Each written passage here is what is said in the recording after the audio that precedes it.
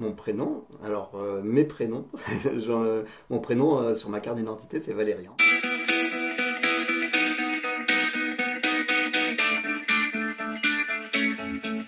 Et on m'appelle Val. J'aime beaucoup parce que même si c'est un nom à la base occitan, Valérian, ce diminutif il est moins genré et il me correspond plus. Et Val, c'est un prénom que j'ai choisi aussi. Il me définit à présent bien, je trouve. Je suis une personne qui est un citoyen de Thau maintenant, même si je suis d'origine des Alpes, mais c'est vrai que je me définirais comme un individu de l'écosystème de la lagune de Thau. Ça, c'est vraiment quelque chose. J'ai fait ce choix, j'ai posé mes valises ici et je trouve que le milieu dans lequel j'évolue à Metz me définit et je me définis à travers ce milieu. Certains peuvent dire qu'à travers d'ailleurs mon travail où je suis au contact du public, je vais avoir une aisance à l'oral alors que je suis quelqu'un de timide, mais ça c'est beaucoup de gens qui sont dans le théâtre ou autre, dans le spectacle, ou qui ne sont pas forcément des gens qui sont à l'aise avec... euh, qui ont une aisance en public. Au début, ça se travaille, mais je pense que mon volonté de créativité, ça c'est quelque chose qui me donne une certaine assurance, peut-être maintenant. Cette timidité, elle était plutôt liée au fait que je me cherchais encore, et on se trouve peut-être jamais, mais je me suis construit assez longuement.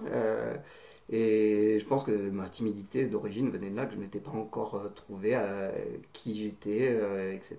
Et ça, c'est avec l'âge qu'on se cherche et on se trouve. Je suis plus dans un monde imaginaire souvent que dans le réel. Je me projette dans de l'idéal ou du fantasmé et je me raccroche après tant bien que mal au réel. Donc l'imaginaire pour moi c'est très important. Ouais. Quelqu'un d'obstiné, je pense. Obstiné dans le sens bon et mauvais. Euh, avec un certain humour un peu caustique. Ça, je suis pas tendre. La manière de communiquer avec l'autre, ça c'est quelque chose que j'ai découvert tard et sur lequel j'essaie de travailler. Et je pense que c'est un apprentissage qu'on devrait apprendre. Ça devrait être ça fait partie d'un enseignement, de, le fait de s'exprimer avec bienveillance, de travailler sur de la communication bien sûr non violente, de travailler je dis un travail parce que c'est pas forcément quelque chose qui est inné, c'est un apprentissage, c'est une manière à être au monde, en société. Et donc la manière dont je dis les choses maintenant, j'y suis très très attentif. Oui. Pas une, je dirais pas de la générosité, mais de l'altruisme. J'aime donner de ma personne pour les autres. Je pense que ça définit aussi l'altruisme. C'est le don de son temps, le don de son énergie. Alors le don, ça paraît un bien grand mot, mais j'aime faire pour les autres et avec les autres, dans la coopération. Je pense que ce serait une belle qualité, oui, que je pourrais indiquer.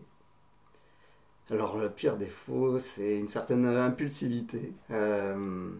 Je travaille à prendre du temps avant de réagir, avant d'agir, avant de parler, mais c'est pas ce que je suis au fond de moi. Moi, je suis beaucoup dans l'impulsivité, et ça c'est un défaut quand même. Alors la joie, je dirais que ça serait la découverte, la connaissance, l'émotion. Ça, c'est des choses. Plus de joie, ces euphories qu'on peut avoir, oui, c'est des choses, des spectacles de la nature, en tout cas pour moi, qui me touchent le plus, qui me procurent le plus de joie, mais pas forcément que la mienne, c'est celle quand je vois du public aussi qui s'émerveille. Ça me donne une certaine euphorie, je pourrais dire, oui. Alors la peine, des, les injustices, ça c'est vraiment quelque chose qui me touche, qui m'a toujours touché et qui me touche beaucoup, qui m'affecte. Et des injustices de tout ordre, ouais, que ce soit sociétal, environnemental. Ouais. Alors je suis quelqu'un de très optimiste, donc j'ai pas forcément beaucoup de peur. Mais c'est quand je nage au large et que je sais pas ce qu'il y a en dessous. Il y a des fois des peurs qui sont irrationnelles et qui sont ancrées en nous. Et des choses un peu futiles comme celle-là peuvent me faire peur. Par exemple, des insectes, je suis pas à l'aise avec. Enfin, même pas que des insectes, des trucs. Tout ce qui a des longues pattes me fait peur. Donc, c'est des choses un peu futiles et irrationnelles, mais voilà. Donc, j'ai la chance de ne pas avoir de trop grosses peurs. Bah, des colères justes, finalement, peu. J'aurais des colères qui sont complètement, là encore, qui sont spontanées du quotidien, mais qui viennent de mon caractère, je pense. Mais il n'y a pas de choses qui me mettent vraiment en colère, comme je pense être dans l'action et la lutte de manière assez quotidienne. Quand on est dans l'action, je pense que on, on est, on va extérioriser ce qu'on pourrait ressentir en soi, par l'action, ça fait dégonfler un peu cette haine, cette colère qu'on pourrait avoir. Donc comme j'agis, j'ai peu de colère. Le regret, c'est sur ma jeunesse, je pense. Là, je suis heureux à l'heure actuelle, mais c'est vrai que j'ai mis du temps avant de trouver ce que je voulais faire, qui j'étais. Et on se dit qu'on est peut-être passé à côté de moments. On aurait pu être plus épanoui avant, mais peut-être qu'il faut passer. Des fois, ça peut être plus ou moins long, ces phases où du coup on grandit, on apprend. Et ma foi, oui, ça serait un regret de ne pas avoir pu vivre pleinement avant. Quand je suis au milieu de la lagune de Thau avec mon aviron, là, je me sens fou, le roi. Je me sens super fort. Je vais vite, je passe les vagues. L'aviron, c'est vraiment c'est encore de l'émotion. C'est vraiment le fait d'aller à contresens déjà, d'être de pas. Alors, on regarde quand même qu'il n'y a pas un parc à Conchilicole derrière.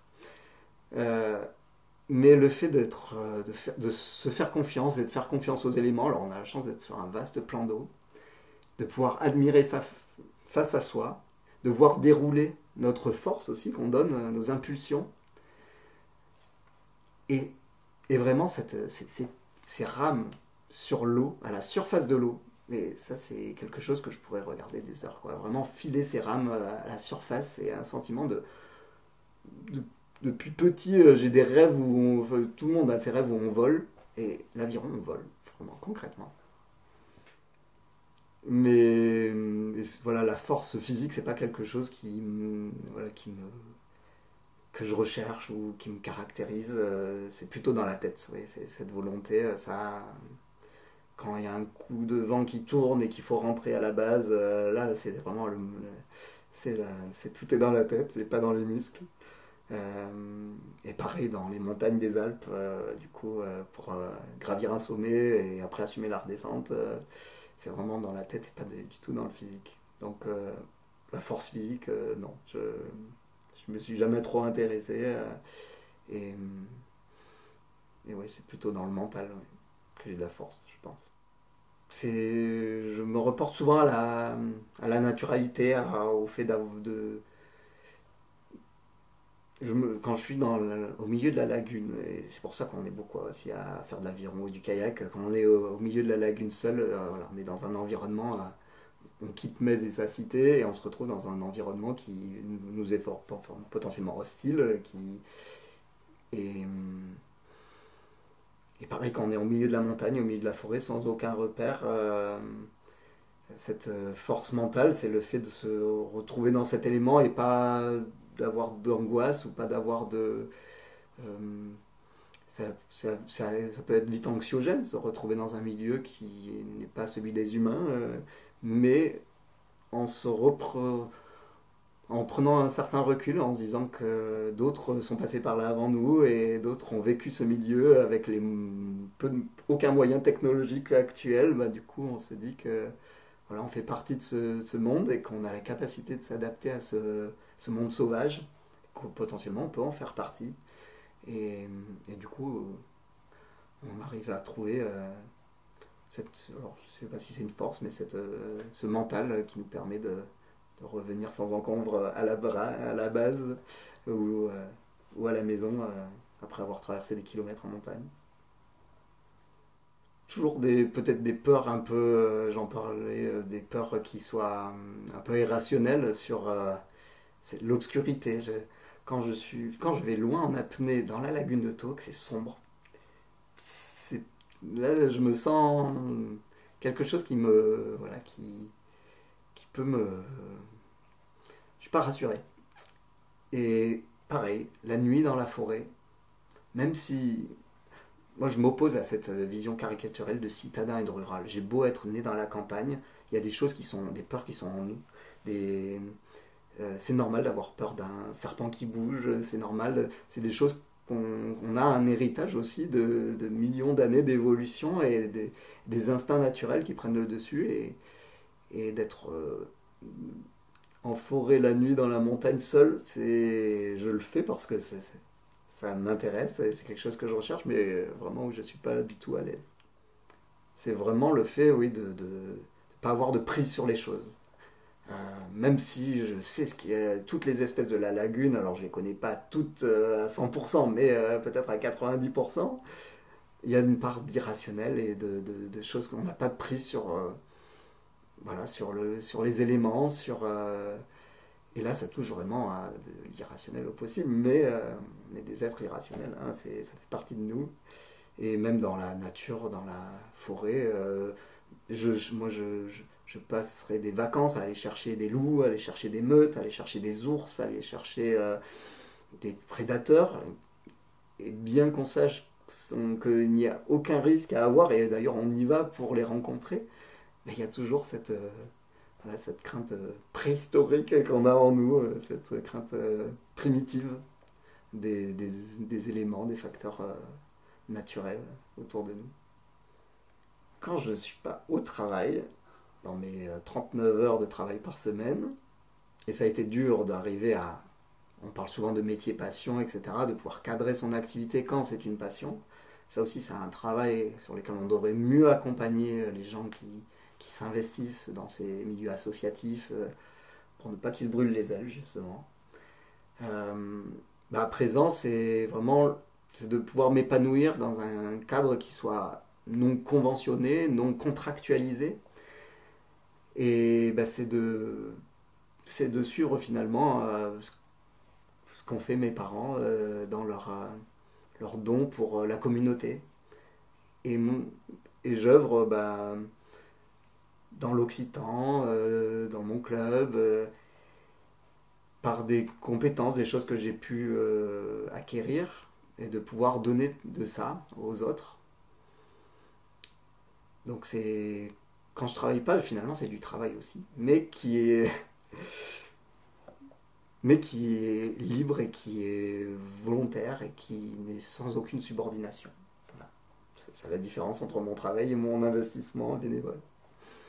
À Metz, voilà, c'est de pouvoir faire du yoga avec la vue sur la lagune.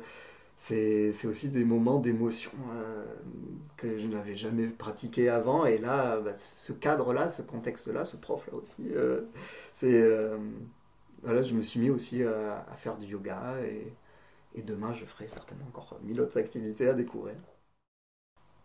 Ce qui me passionne, c'est les luttes.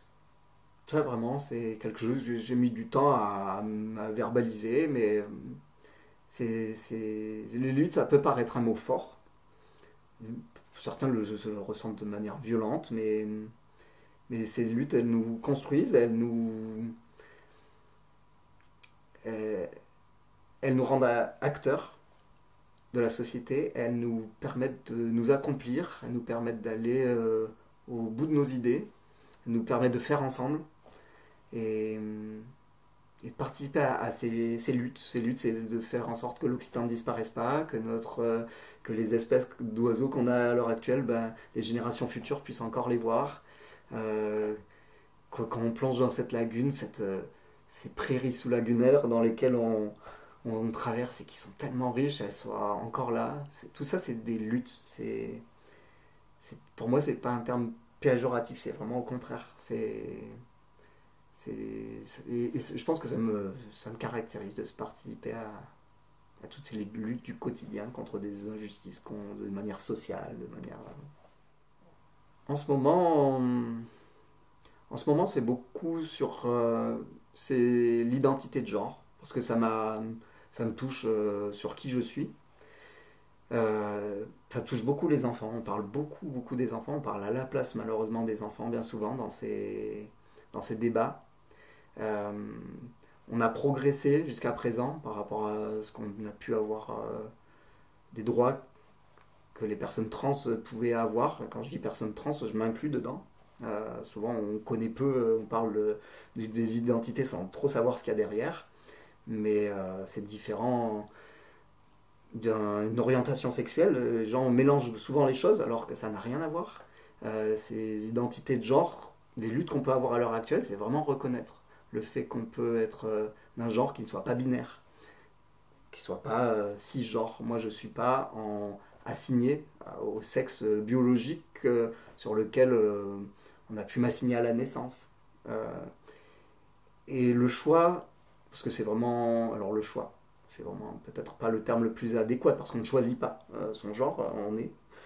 Mais en tout cas, la volonté de l'affirmer, la volonté d'être qui on est, ça me touche beaucoup. Parce que je l'ai vécu. Heureusement, j'ai pas subi de transphobie, mais parce qu'aussi elle n'était pas assumée à mon adolescence et dans mon enfance.